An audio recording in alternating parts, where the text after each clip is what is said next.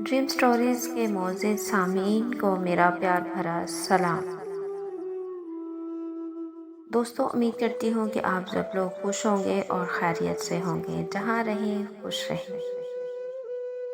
Viewers, میں آج آپ لوگوں کے ساتھ میری زندگی میرا پیا ناول کی ایپیسوڈ نمبر 8 شیئر کرنے لگی ہوں، جو امید کرتی ہوں کہ آپ لوگوں کو پسند آئے گی۔ دوستو، بنا دیر کیے چلتے ہیں اپنی ویڈیو کی جانب۔ امینہ بیگم نے بات سنی مگر وہ چپ رہی۔ حسن صاحب کے جانے کے بعد وہ اپنے بیٹے کی طرف متوجہ ہوئی، جو آج انہیں بہت زیادہ ڈسٹرب لگ رہا تھا۔ یہ سب کر کے تمہیں کیا ملے گا؟ تمہیں شیزہ مل جائے گی؟ امینہ بیگم کے سوال پر عزام نے اپنی لال جلتی ہوئی نگاہوں سے ان کی طرف دیکھا، جو اس کے سامنے کرسی پر راجمان تھی۔ کیا پتہ مل جائے مجھے، ابھی بھی اپنے رب پر بہت بھروسہ ہے۔ میری سچی محبت کی طاقت اسے ایک بار میرے پاس ضرور لے کر آئے گی، مجھے یقین ہے۔ عزام کی بات سن کر امینہ بیگم خوفزدہ ہو گئی۔ وہ بالکل بھی نہیں چاہتی تھی کہ عزام کوئی الٹا سیدھا کام کرے اور انہیں اپنے ہی خاندان والوں کے سامنے شرمندگی اٹھانی پڑے۔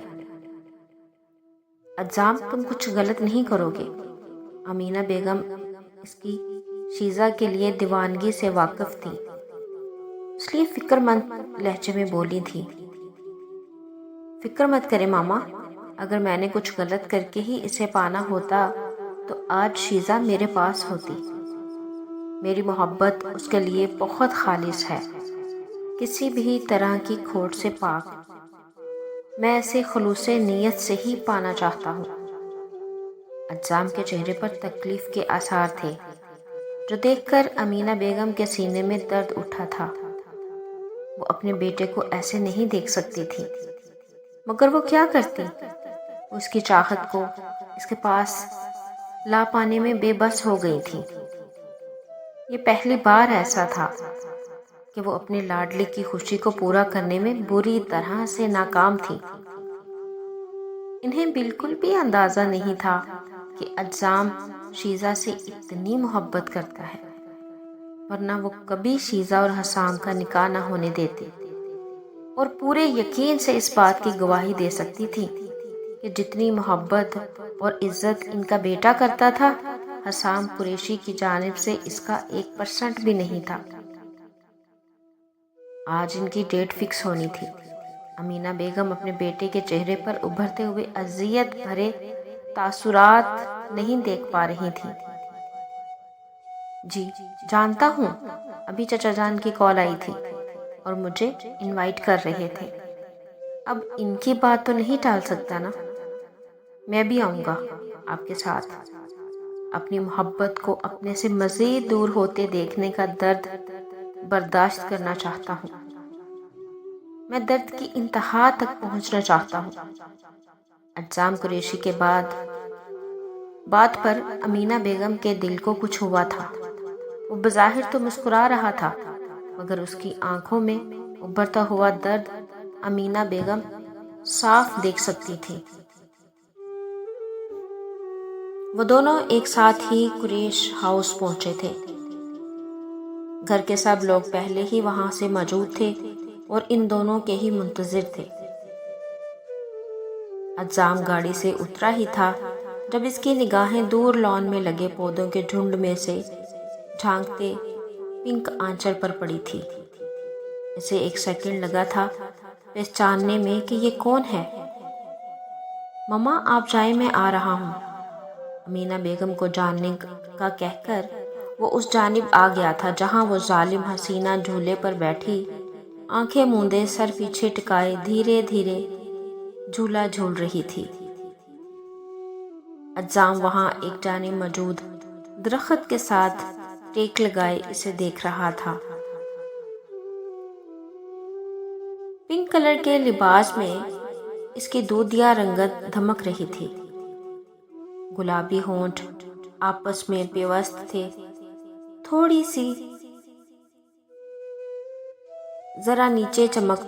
سے تھوڑا نیچے چمکتا سیاہ تل اس وقت چہرہ اوپر اٹھا ہونے کی وجہ سے واضح ہو رہا تھا۔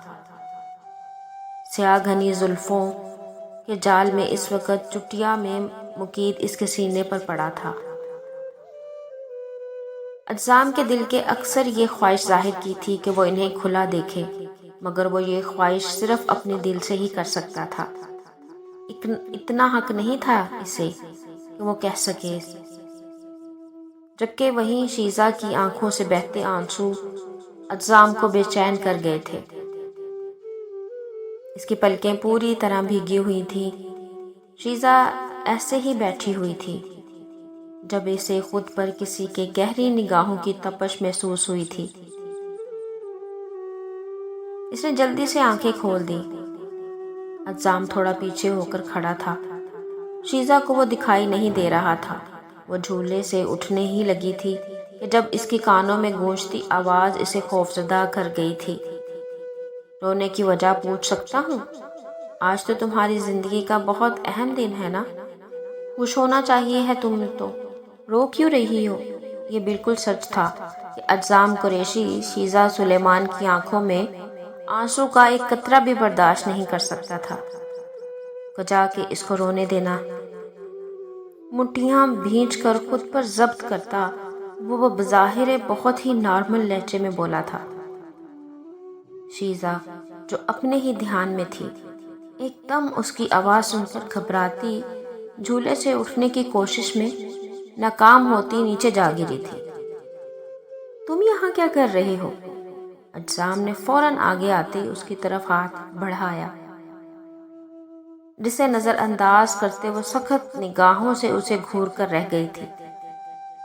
یہ شخص کبھی اس کا پیچھا ہی نہیں چھوڑتا تھا۔ یہ میرا گھر بھی ہے، تم بھول رہی ہو شاید۔ اجسام قریشی اپنا مخصوص دھونس جماتے ہوئے لہجے میں بولا، جو شیزا کو سخت زہر لگا تھا۔ اس شخص کا ایٹیٹیوڈ الگ لیول کا ہی تھا۔ اوکے، رہو پھر یہیں۔ اس کا اپنی جانب بڑھا ہوا ہاتھ اگنور کرتی وہ نیچے سے اٹھتی جانے لگی تھی، جب اجسام قریشی نے اس کی کلائی تھام کر اس سے واپس جھولے پر پھینکا تھا۔ شیزا اس حملے کے لیے بالکل بھی تیار نہیں تھی۔ اس کی کمر بہت زور سے جھولے سے ٹکرائی تھی۔ اس نے نفرت بھری نگاہوں سے اجسام کی طرف دیکھا تھا، جو اب اس کے دونوں طرف اپنی ہتھیلیاں جماتا اس پر جھک آیا تھا۔ جھولا پیچھے کی جانب اٹھ چکا تھا۔ شیزا کے پیر ہوا میں تھے۔ اگر وہ وہاں سے اٹھنے کی کوشش کرتی تو سیدھا اجسام کے سینے سے جا لگتی۔ کیا مسئلہ ہے تمہیں؟ جانے دو مجھے یہاں سے، ورنہ میں یہ نہ ہو کہ میں چچا جان اور حسام سے تمہاری شکایت کر دوں۔ تم ایک انتہائی گھٹیا انسان ہو جسے اپنے خاندان کی عورتوں کی عزت کرنا نہیں آتا۔ شیزا نے جل کر بولتے ہوئے اس سے غصہ دلانا چاہا تھا تاکہ وہ اسے یہاں سے جانے دے، لیکن وہ ابھی ٹھیک سے جانتی نہیں تھی اجسام قریشی کو۔ رو کیوں رہی تھی؟ کیا تمہیں کسی نے کچھ کہا ہے؟ اس کی بات کو صاف اگنور کرتے ہوئے سامنے اس کی آنکھوں میں جھانکتے ہوئے اس نے پوچھا تھا۔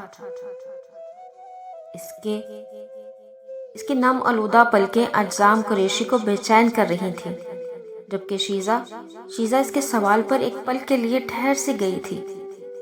وہ جس طرح دیوانگی سے بھری نگاہوں سے اس کے چہرے کی پریشانی سموئے ہوئے تھا۔